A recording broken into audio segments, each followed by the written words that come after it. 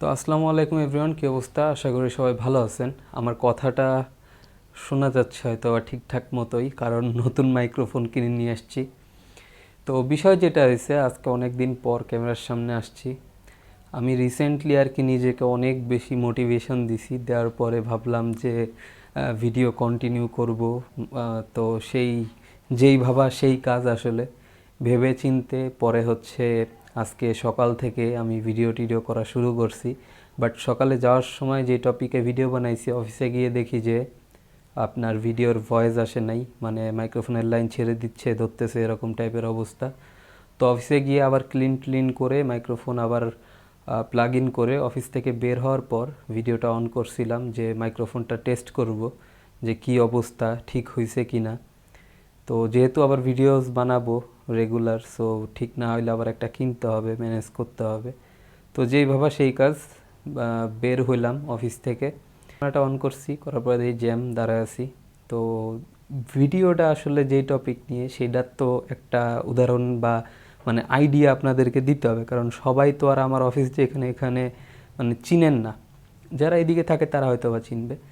তো অফিসটা হচ্ছে আপনার মোহাম্মদপুর ভেরিবাদ, একদম মোচরের মধ্যে, ম্যাক্সাইড।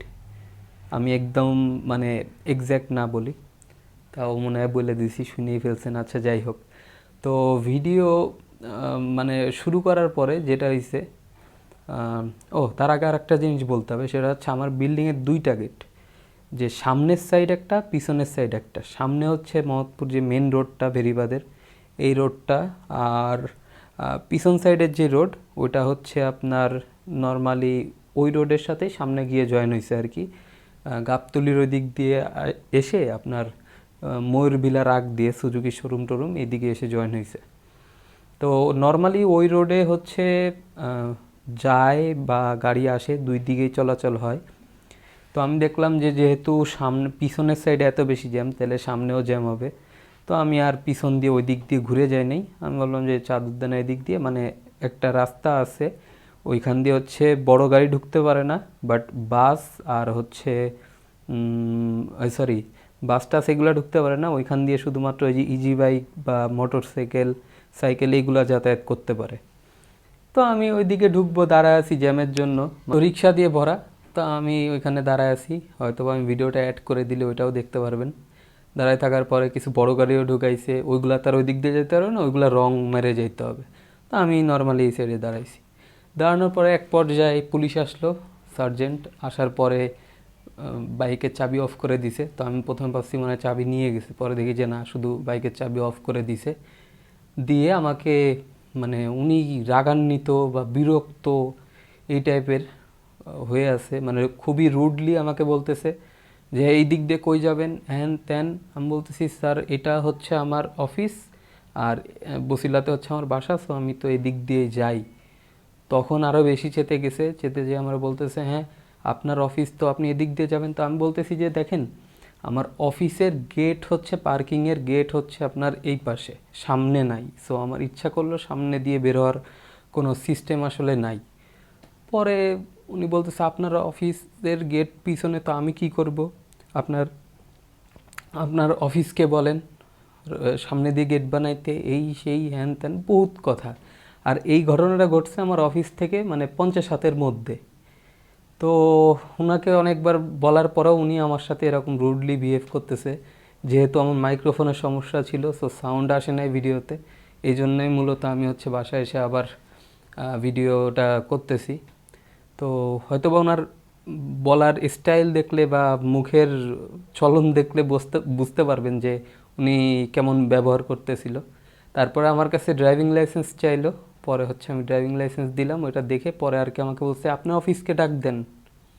পরে আমি তো মানে কি বলবো আসলে, কিছু বলার নাই, পরে দিয়ে দিল, বললো চলে যাইতে। পরে আমি ঘুরে অন্য সাইড দিয়ে আর কি গেলাম। তো এই হচ্ছে অবস্থা। ক্যামেরারেও মানে মশা এত বেশি, ক্যামেরাকেও ছাড় দিতেছে না। তো মেন বিষয় যেটা এই কাহিনীটা বলার পিছনে, সেটা হচ্ছে এমনিতেই হচ্ছে পুলিশকে মানুষ ভয় পায়, যেটা সত্যি কথা। ভালো মানুষও ভয় পায়, খারাপ মানুষই মনে হয় ভয় পায় না। ঠিক আছে, যেটা হওয়া উচিত ছিল উল্টাটা, কিন্তু হইছে তার উল্টাটা। হ্যাঁ, মানে খারাপ মানুষ ভয় পায় না পুলিশকে, তারা জানে যে কোনোভাবে সিস্টেম করে বেরোয় যাবে। আর যারা হচ্ছে ঠিক আছে বাট জানে যে সার্জেন্ট ধরলে, আসলে যারা বাইক বা গাড়ি চালান তারা জানেন যে পুলিশ যদি চায়, একজন ট্রাফিক সার্জেন্ট বা টিআই যদি চায় যে আপনাকে মামলা দিবে, তাহলে বাঁচানোর আসলে আল্লাহ ছাড়া আর কেউ নাই, আর উনি আছে। তো তারা, তাদের ধারারও অভাব নাই, অত কিছু মানুষ বুঝেও না, আর তারা এই সুযোগটা নেয়। আর তারা এমনভাবে কথা বলে, মানে এমন টোনে কথা বলে, মানে তাদের সাথে কথাই বলা যায় না। ঠিক আছে, কিছুদিন আগেও রিসেন্টলি এরকম একটা কাহিনী হয়েছিল, দুইটা কাহিনী হয়েছিল অ্যাকচুয়ালি। মানে ব্যবহারের কারণে হয় কি, আপনার অনেক সময় পুলিশ যদি রঙও করে আপনি বলতে পারবেন না, সাহসী পাবেন না বলার।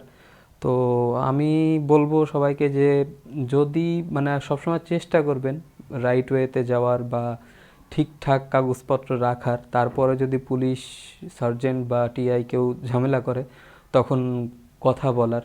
ঠিক আছে, এগুলা নিয়ে ভয় পাওয়ার আসলে কোনো কিছু নাই। আর আর কি, ও আর পুলিশ ভাই যদি কেউ দেখে থাকেন ভিডিওটা, তাহলে ওনাদেরকে রিকোয়েস্ট করব যে ভাই প্লিজ সবার সাথে ভালো ব্যবহার করার চেষ্টা করবেন। অ্যাটলিস্ট আপনার সাথে আমি কোনো খারাপ ব্যবহার করি নাই যে আপনি আমার সাথে খারাপ ব্যবহার করবেন।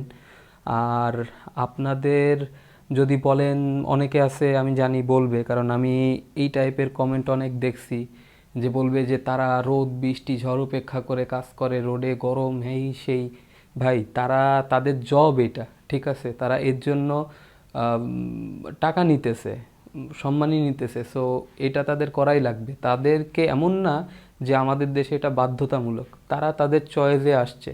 তারা অনেক চাকরি থাকতো, এই চাকরি বেছে নিছে, সো তারা জানে যে এই চাকরিটা কেমন বা এতে কি কি করতে হইতে পারে। সো এইগুলা প্লিজ বলেন না, এই টাইপের কথাবার্তা শুনলে আসলে মানে মিজাজটা আরও বেশি গরম হয়।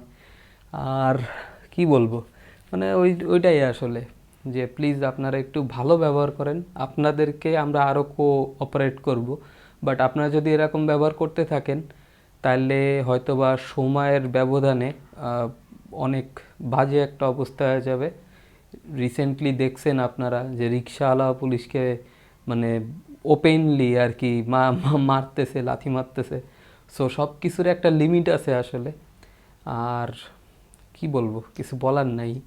আপনারা কমেন্টে জানান যে আমি ঠিকঠাক বলছি কিনা, নাকি আমি উল্টাপাল্টা বানোয়াট বা লজিক ছাড়া কথাবার্তা বলতেছি। তো আজকের ভিডিও এই পর্যন্ত, আর আমি ওই ভিডিওটাও দেখি এর মধ্যে অ্যাড করে দিবনি, তাইলে আপনারা বুঝতে পারবেন যে আসলে কেমন মানে ব্যবহার ছিল ওনার। ভয়েস যদিও আসে নাই, কিন্তু তারপরও মুখের বচনভঙ্গি দেখলে অনেক কিছু বোঝা যায়, সো বুঝে নিয়েন। আর ভিডিওটা লাইক করতে পারেন বা শেয়ার করতে পারেন। আর সাবস্ক্রাইবের কথা বলবো না, কারণ ওইটা আসলে আমি যখন ওরকম ভিডিওস বানাবো বা কন্টেন্ট বানাবো, ওই টাইমে আপনারাই করবেন আমি জানি। সো ভিডিওটা শেয়ার করতে পারেন মানুষ, মানে আপনার ফ্রেন্ডদেরকে। সো ভিডিওটা শেয়ার করতে পারেন, আপনার ফ্রেন্ডদেরকে দেখাইতে পারেন। এই তো, ভালো থাকেন। আমি সাজিদ বিদায় নিতেছি আজকের এই ভিডিও থেকে। আর আপনারা এতক্ষণ দেখলেন হচ্ছে রাইড অ্যান্ড ড্রর ইউটিউব অ্যান্ড ফেসবুক চ্যানেলের বা পেজের ভিডিও। আর আশা করি পাশে থাকবেন। ওকে, আল্লাহ হাফেজ, আসসালামু আলাইকুম।